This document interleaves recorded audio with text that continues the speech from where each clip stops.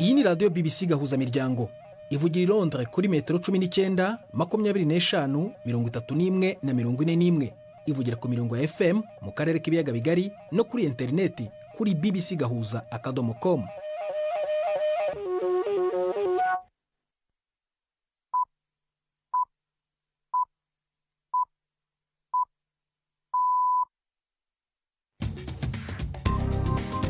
Ubu ni saa 10 n'igice ku isaha mpuzamahanga ya GMT, ni saa 12 n'igice ku masaha yo mu Rwanda no mu Burundi. Muri studio muri kumwe na Prudence Ngiyumva.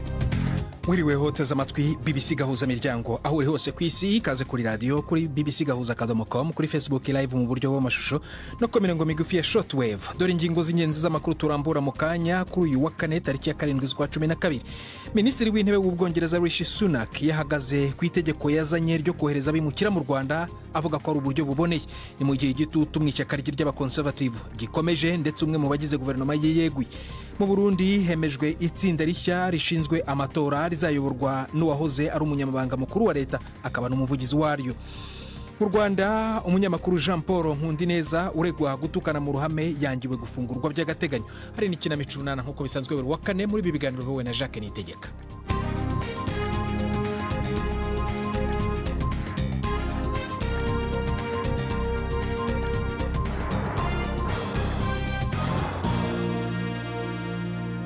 Ikaze ku makuru arambuye. Abanyapalestine babarirwa mu bihumbi 100 bakomeje kugana mu mujyi wa Rafa hafi y'umupaka wa Misiri bagerageza guhunga imirwano ikaze mu tundi duce tw'amajyepfo ya Gaza. Igisirikare cya Israel cyamaze kwinjira imbere mu mujyi wa Khan Yunis, umujyi ubu uri gusobanurwa nk'izingiro ry'iterabwoba rya Hamas. Nyamara niho abasivile bari bagiriwe inama yo guhungira. Umunyamakuru wa BBC uri Rafa aravuga ko imihanda yuzuye impunzi nshya. Ibura ry'amazi riteye inkeke kandi nta biribwa ndetse n'amashanyarazi bihari. Minisiteri igenzurwa na Hamas i Gaza iravuga ko Israel yishe abanyapalestine barenga ibihumbi 17 mu kwihimura ku gitero cyagabwe na Hamas ku itariki ya 7 z'ukwezi kwa 10. Imiryango irengera uburenganzira bwa kiremwamuntu hagati aho iravuga ko Israel igomba gukorwaho iperereza ku cyaha cy'intambara nyuma y'urupfu rw'umunyamakuru muri Libani mu kilometero n'ikomeretswa ry'abandi 6. Umunyamakuru w'ibiro ntaramakuru Reuters Issam Abdallah yapfiriye mu bitero bibiri byambutse umupaka mu kwezi kwa 10 mu kilometero kimwe uvuye ku mupaka wa Libani na Israel. Amaperereza yakozwe na Amnesty International na Human Rights Watch yavuze ko abanyamakuru bigaragaje nk'abo mu itangazamakuru ku buryo bugaragara barashwe bigambiriwe n'itsinda ry'abasirikare bari mu gifaru cya Israel. Israel yahakanye ko abanyamakuru bari bibasiwe, itsindagira ko ikora ibishoboka byose mu kwirinda gukomeretsa abatarabarwanya. Minisitiri w'intebe w'Ubwongereza Rishi Sunak yahagaze ku itegeko yazanye ryo kohereza abimukira mu Rwanda nk'uburyo bukwiye mu gihe igitutu mu ishyaka ry'abakonservative gikomeje kuzamuka, ndetse umwe mu bagize guverinoma ye akaba yamaze kwegura. Bwana Sunak avuga ko iri tegeko rikarishye kurusha andi yose agenga abimukira, kandi agatsindagira ko rizashobora kubuza ibindi birego mu mategeko bitambamira indege zitwaye abimukira mu Rwanda. Muri iki cyumweru guverinoma yashyize umukono ku masezerano n'u Rwanda mu kugerageza kureba ko uyu mugambi washyirwa mu bikorwa. Inteko ishinga amategeko y'Ubwongereza ikaba izatora kuri iri tegeko mu cyumweru gitaha.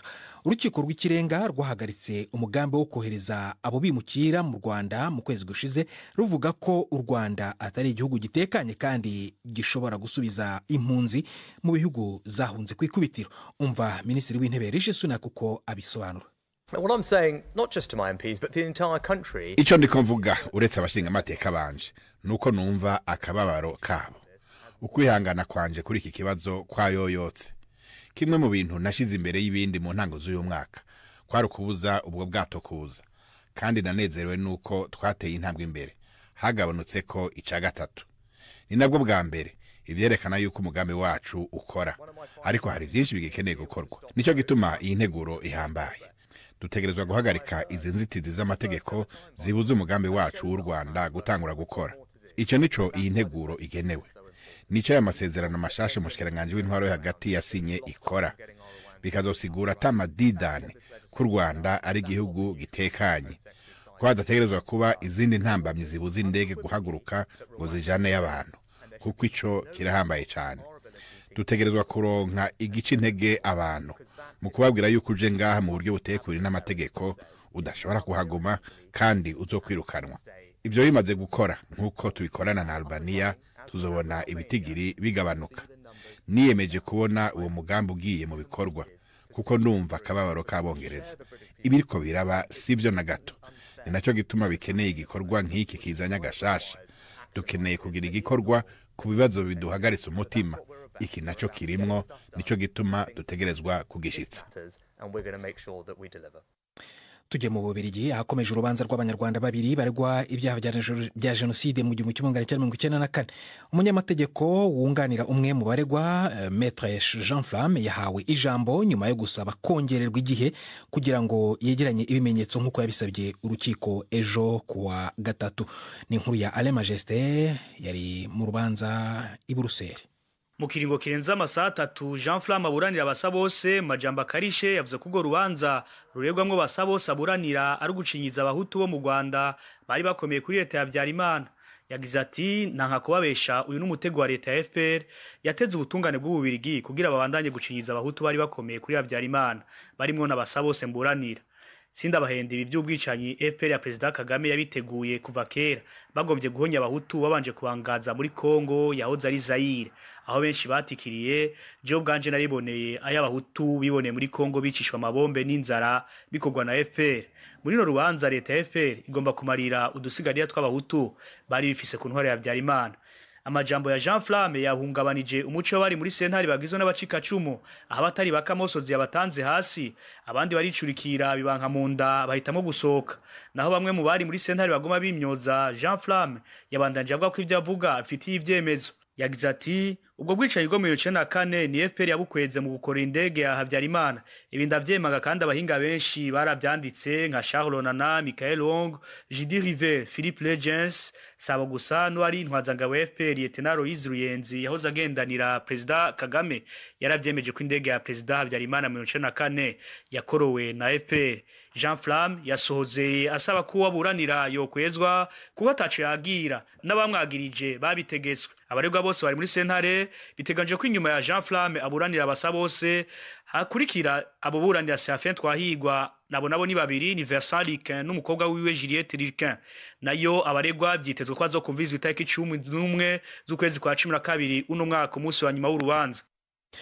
Saa moja zeburi minota 23 mu Rwanda no mu Burundi muri studio za BBC hano London ni saa 10:37. Mukanya turagaruka mu karere k'ibiyaga bigari turajya mu Burundi ahemejwe akanama gashya gashinzwe amatora ndi Prudence Nyumva. Turagaruka mu kanya nyuma kakaruko gato cyane.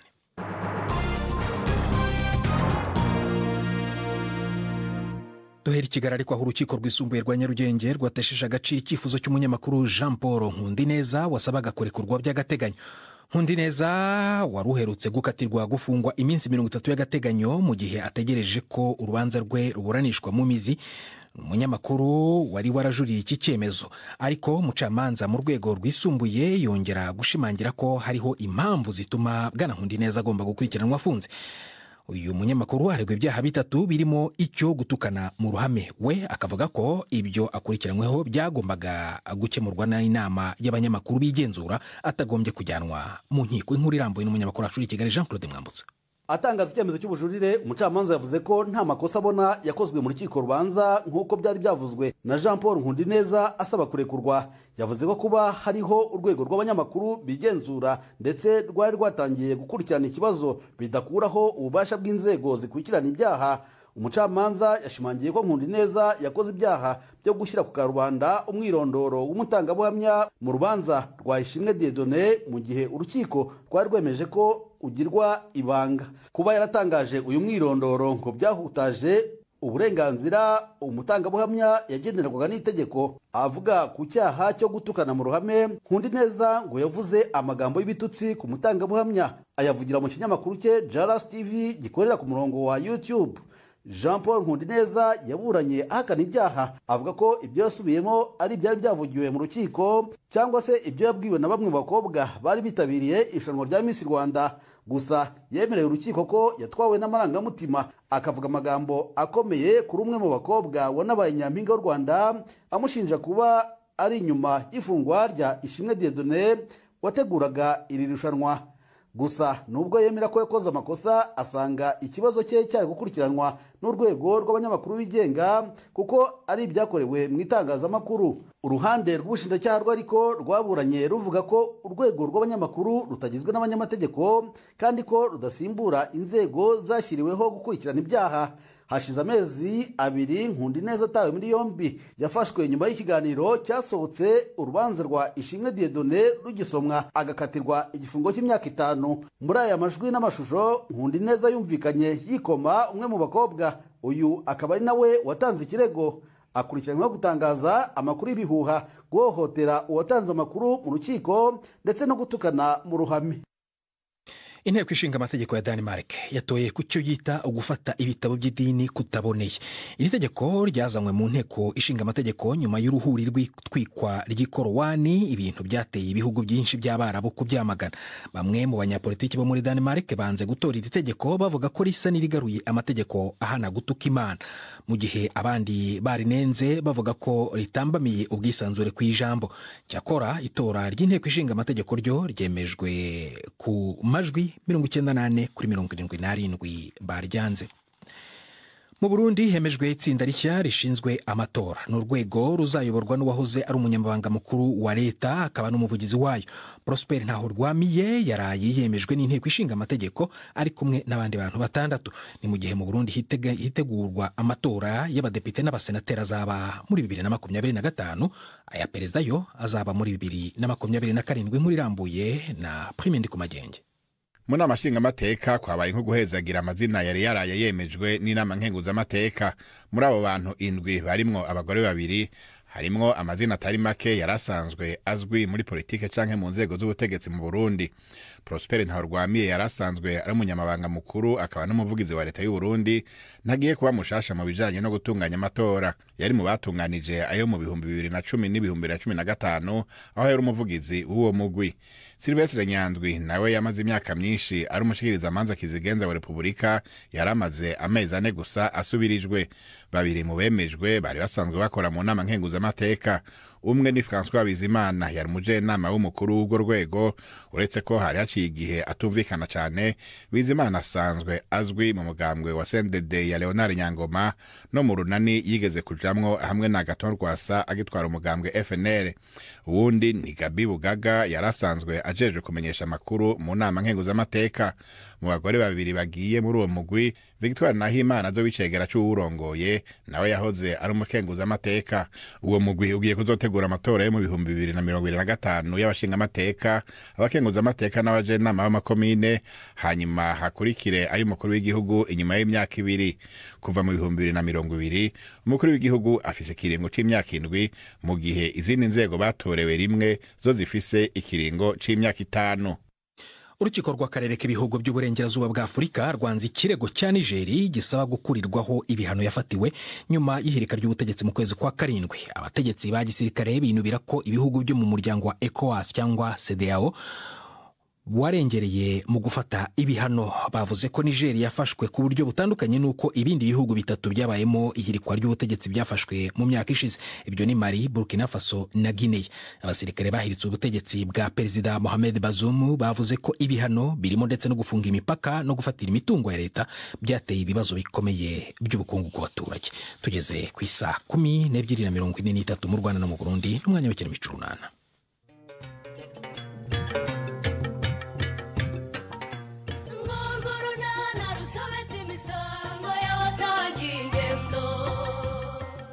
Urubyiruko rwa Nyarurembo rwakiriye kwizihiza umunsi mpuzamahanga wo kurwanya sida.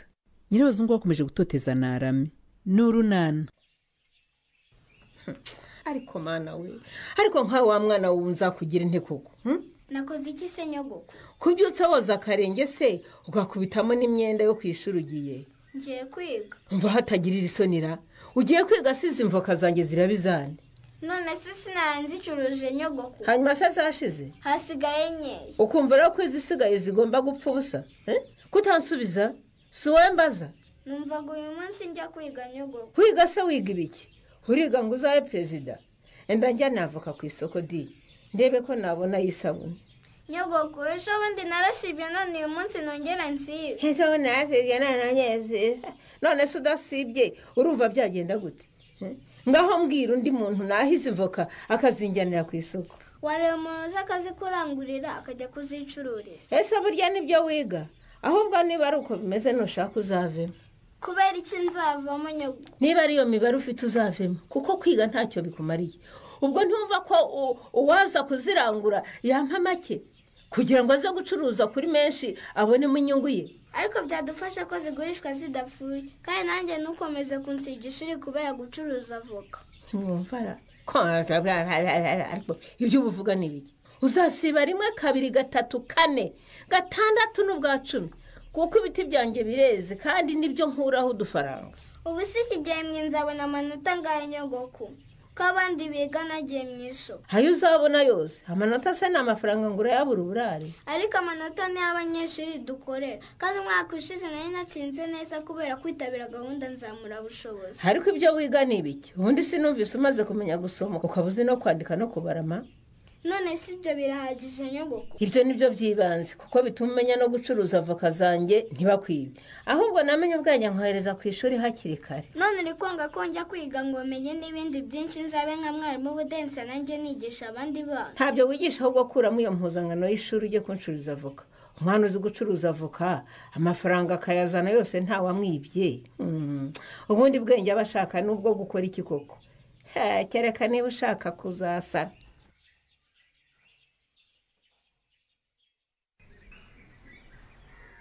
Dona nawe nyirane nimuze mumfasha ahubwo turebe kuri iyi gahunda nateguye. Ese wanditse ko tuzatangira saa 4 ticare? Sizo twavuze se? Twavuze ko tuzatangira saa 4 tukarangiza saa 7. Ariko wagombaga kuvuga ko tuzatangira saa 3 kugira ngo saa 4 bazabe bahageze duhite dutangira. Ariko ngiye ndumva ibyo atari byo. Abantu bakwiriye kumenya ko isaha ari isaha bakayubahiriza. Niba icyo amasaha rero ari uko tucyanzuye mwareba no ku bindi bikorwa uko nabiteganyije. None reka ndebe ijambo rifungura hakurikireho imbyino, ijambo ry'uhagarariye urubyiruko, ikinamico, umushyitsi mukuru. Ngewe ndabona ari ibi. Hanyuma se ubuhamya wabushyizeho ko ntabwo mbona. Hariya ku ijambo ry'uhagarariye urubyiruko niho buhamya buri. Narangiza kuvuga ijambo rye azahita ahamagara uzaduha ubuhamya ku bwandu bwa virusi itera sida. Ambo? Nimba ari uko bimeze ndumva ari byiza. Ntacyo bitwaye rwose. Harya twemeje ko ari indi uzaba ari umushyitsi mukuru. Twigeze tumuvuga se? Hari uwo twateguye rero? Yewe nateguye aho ijambo rye rizavugirwa ariko we ntabwo muzi. Byaba byiza tumumenye tukagira n'ibyo tumubaza azibandaho mu ijambo rye dukurikije ibibazo urubyiruko rw'inyarurembo rufite. Noneho nimusigare mureba kuri iyo gahunda njye ku ruhande mbaza Nyesi niba hari uwo bavuganye. Ubaza Nyesi? Okay. Yes, Tichareya. How are you? I'm fine. Mwe mumeze mute? Natwe turaho nubwo watwanze utajya tuvugisha. Mbaranga kugira ibyo nkubaganya ariko nta rundi rwango mba ngufitiye ku mutima nubwo nicecekera. Ni byiza cyane. Muri club imyiteguro yo kuzihiza umunsi mukuru wo kurwanya sida murigeze he? Yewe tubirimo rwose. N'ubu niho ndi nuko ngiye ku ruhande ngo nkuvugisheho gato. Hari ubufasha se munkeneyeho? Twarimo twibaza umushyitsi mukuru wari we. Turavuga ngo reka tukubaze niba ari wowe kuko dukunda inama zawe cyane cyane ku rubyiruko nkatwe. Ndabanza mvugane n'abayobozi turi gufatanya gutegura iki gikorwa. Twumva inzego zizitabira tubone kwemeza uzaho umushyitsi mukuru. Nta kibazo ubwo turategereje. Gusa ku gitekerezo cyanjye numvaga rwose nibatana kugira umushyitsi mukuru udakwiriye gusiba kuko iyo waje mu birori byacu bikunze kugenda neza.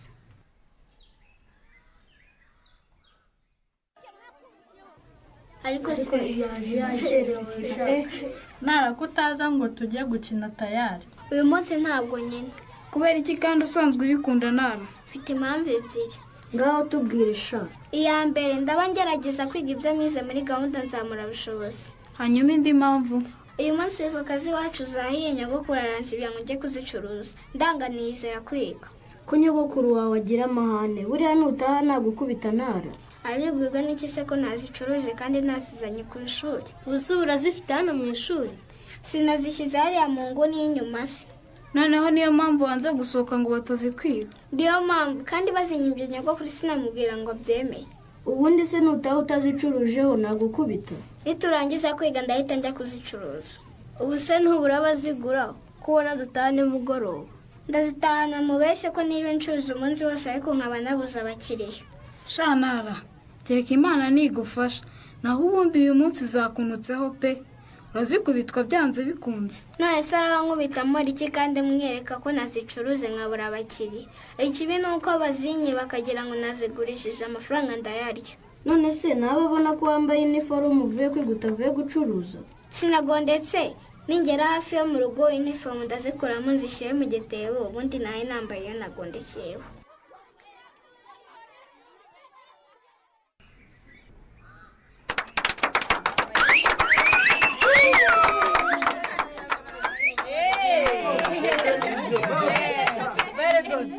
Aha, Feliciane, ayo mashyi ngera ntabwo nyemera rwose, ntabwo ahagije. Mureke umuyobozi tumwongera andi mashyi nk'ay'inshuro ebyiri.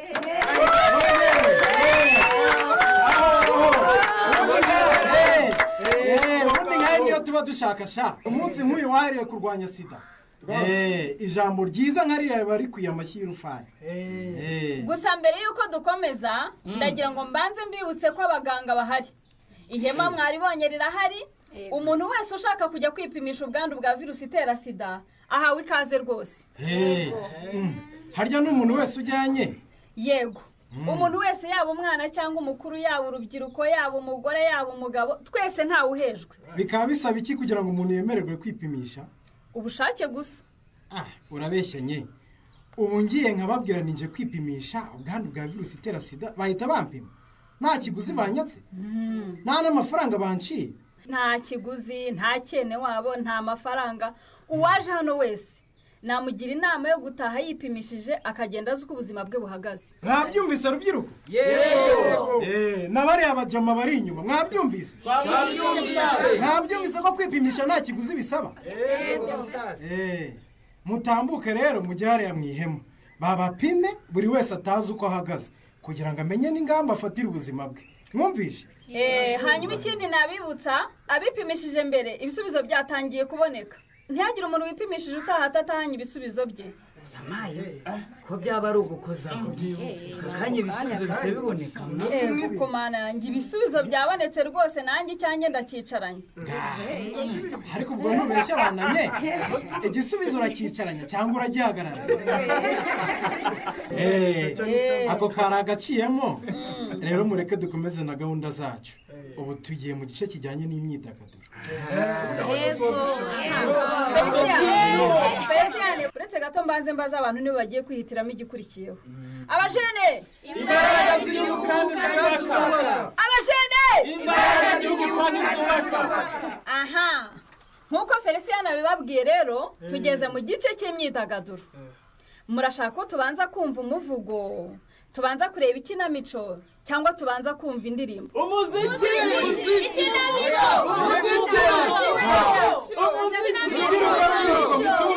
Noneho rero kirabananiye reka mbafashe. N'ubundi byose ari ibyacu. Mwumve neza. N'ubundi byose ari ibyacu. Munyumve. N'ubundi byose ari ibyacu. Kandi byose bikaba bikubiyemo ubutumwa budukangurira kwirinda virusi itera sida. Uhabanza icyo tubonye ari cyo bitwaye.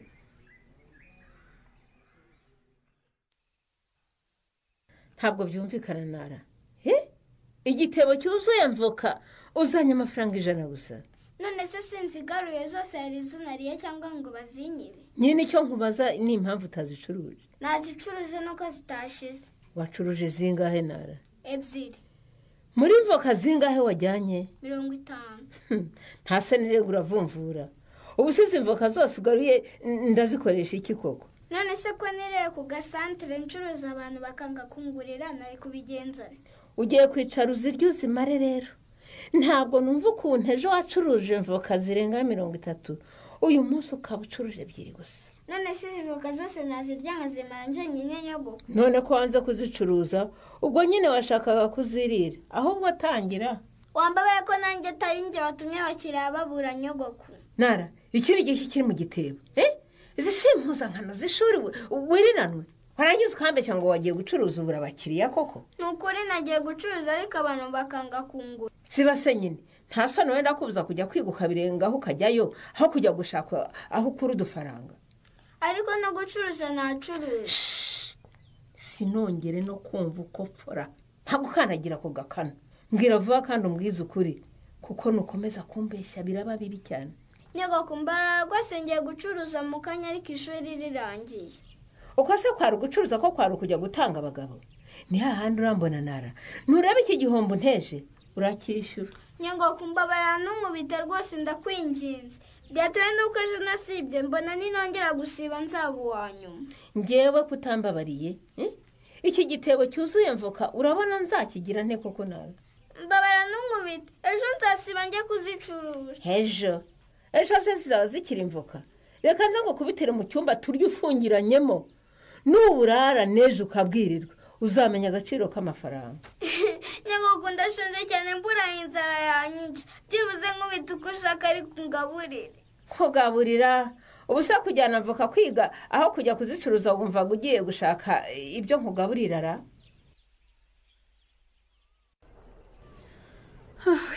Sha ibi bishoboka ngo nirarire hano we. Uharaye se hari itegeko ryaguhana? Ndaje nayo mu kanya. Gusa ndananiwe ubyumve ko naniwe pe. Ariko we n'ikipe yawe mwarakoze cyane pe. Gushishikariza abantu kwitabira, mugategura ibirori, mukabyiyoborera. Mbese ntacyo mutakoze. Nawe hamwe n'ikipe yo kwa muganga mwaradufashije cyane pe. Mwaduhaye amakuru yose yarakenewe, muduha imfashanyigisho twifashishije dutegura ibihangano byacu, ntako mutagize kri. Uriya ni inshingano zacu. Ahubwo tugize amahirwe twagira amaklabu menshi y'urubyiruko nk'iyanyu yo munsi y'umunyinya akajya dusaba ziriya mfashanyigisho. Ni ukuri namwe mwitanze pe. Noneho wazanye n'abaganga bahagije bo gupima ubwandu bwa virusi itera sida. Umuntu wese wari uhari rwose yatashye azi uko ubuzima bwe buhagaze. Nababishakaga kuko harimo n'ababyanze. Nanjye nibo mvuga kuko wabitinye wenyine ntiwabimuhatiye. Ariko se ubundi baba batinya iki? Baba batinya kumenya uko uhagaze aricyo bitwaye? Ubwoba bwo ntibwabura da.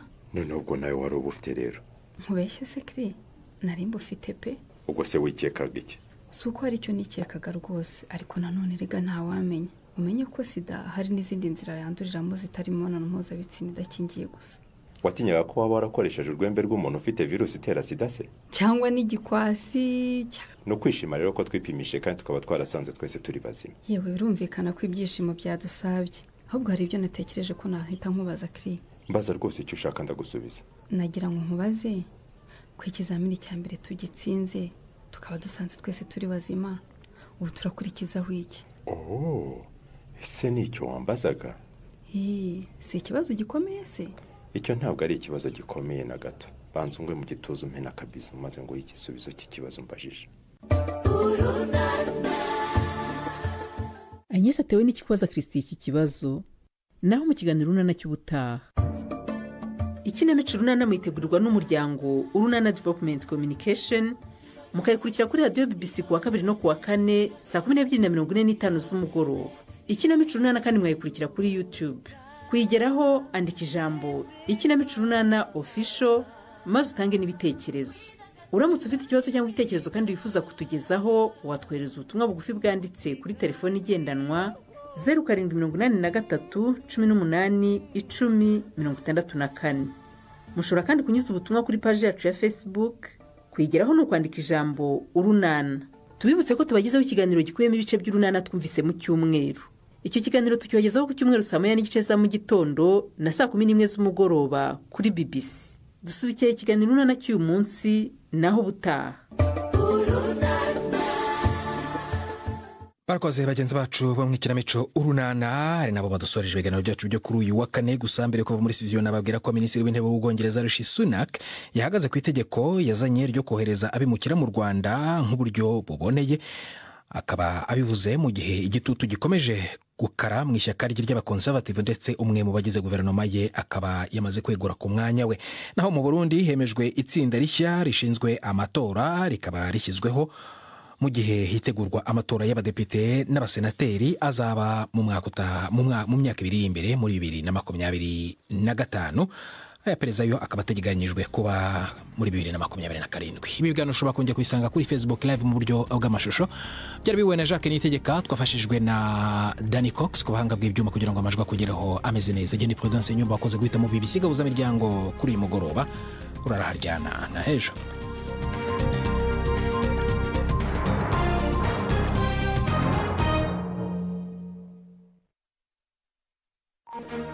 Thank you.